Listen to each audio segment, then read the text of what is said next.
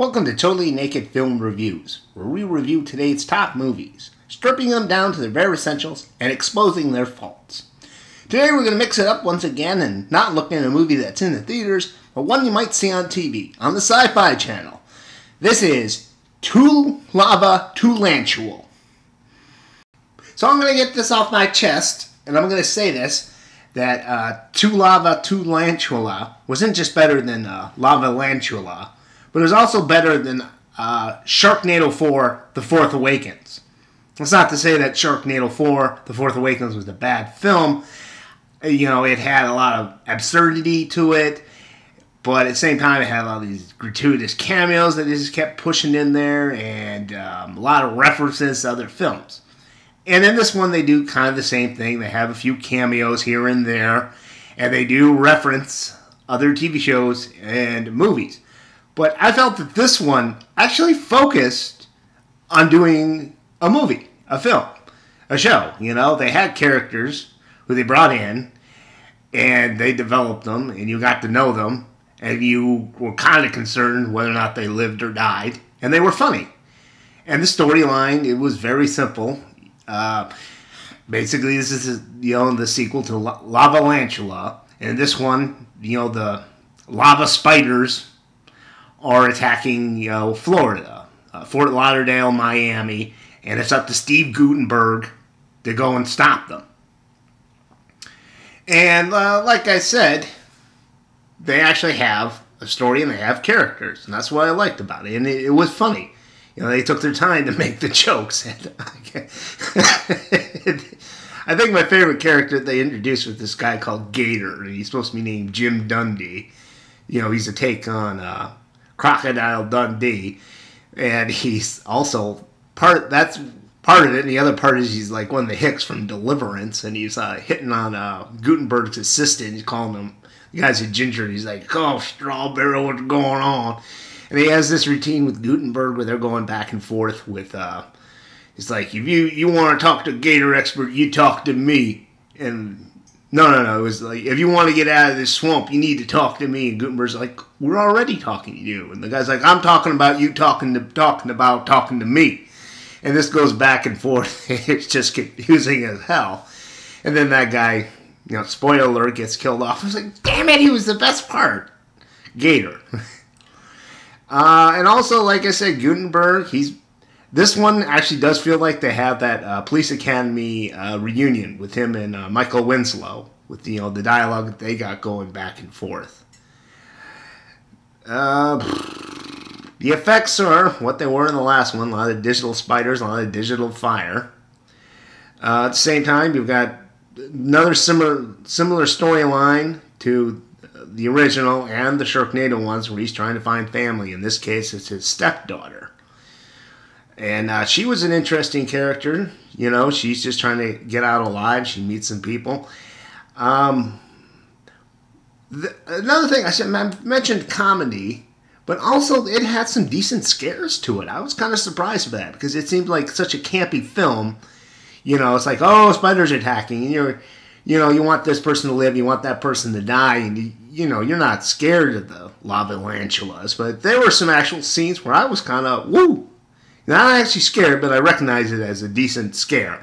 One of them was when she opens a door, and the lava lantula kind of sort of slithers down right in front of her face and stops, and then they go to the commercial break. I was like, that was pretty decent. And there's another one where they have this bit where one of her friends gets bit, and it was set up in the first one. If you get bit, you're injected with baby spiders, and they're going to burst out of you alien style. And then before they go to the commercial break, you see her friend, the spiders are ripping out of her shoulder. So yeah, a lot of good comedy, a lot of good laughs, and some decent horror. Now let's kind of get into the faults. Now Gutenberg, like I said, he was funny throughout most of it. But he had this routine when he's supposed to be playing an action movie star, where he keeps talking through his teeth the whole way through. He's like, we gotta stop these people, we gotta do this. It's like, I'm the only one. And it's like, yeah, that's how he talks, right? And I get it's supposed to be a parody on action, you know, superstars and whatnot, but it kind of got annoying fast. there was another problem. I thought with the stepdaughter continuity-wise, like if you'd watched the first one, you watched this one, it's like, when did he remarry? I mean, the first one, wasn't he basically hanging out with his ex-wife trying to find his son? I mean, was he married before then? Because she didn't come, you know, this new wife of his didn't come up in the last film that I can recall.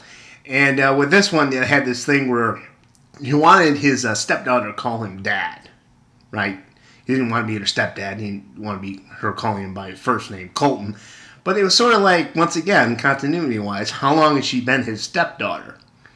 To me, it felt like he had just gotten married, and this is his stepdaughter, but she's an adult, so why the hell would he care if she called him dad? You know, it's sort of like if you marry someone and they have kids and you become their stepdad, you know, their age would probably be a big factor of whether or not that mattered. It struck me as they were kids, like really, really young, and then basically he ends up raising them as their father. It would matter to him, but if he married, you know, her mother last year, and this kid, she's going to college, so she's already an adult, it seems like he would understand why she wouldn't want to call him dad. Just a minor little thing. So, on to ratings. Now, I usually do it by, when I go to the film, based on the money that I spent, how much of it I thought was actually worth it. But I watched this on TV, so it was free. But I will say, like, give it a standard movie-going price of $8. Now, if I watched this in the theaters, I said Gutenberg's teeth thing, that'd probably take about 50 cents off. Continuity, yeah, I don't care. I don't think it. Well, 25 cents off for that, so that's 75 cents. And like the effects aren't the best in the world. Relied a lot on computer graphics. Thought maybe they should have a few practical things, like especially with the fire. You know, it's like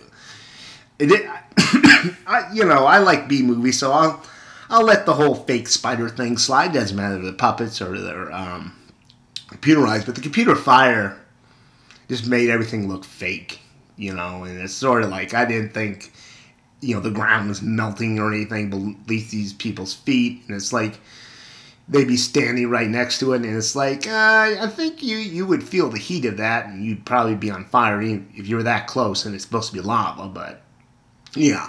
So we'll take another 50 cents off, so that leaves us with $6.75 out of $8. Not too bad. Like I said, very funny. I think it's worth checking out. And yes, if there's a sequel, I'm thinking Lava Lantulas 3, Lava Lantulas take on Atlanta. That obviously we need to see some more from the cast from the Police Academy movies, you know. And my pitch, you know, some of the best, of course, are gone. Tackleberry, David Graff, his real name was, George Gaines, you know, Commandant Lassard, and Bubba Smith as Ty Tower. They've all passed on, but there's at least two people who I think, from the Police Academy movies, they need to bring into Lava Lantula 3, Lava Lantulas Take Atlanta. And that is G.W. Bailey and Lance Hensley. Captain Harris and Proctor. You need to get them in the next Lava Lantula movie. Lava Lantulas 3, Lava Lantulas Take Atlanta.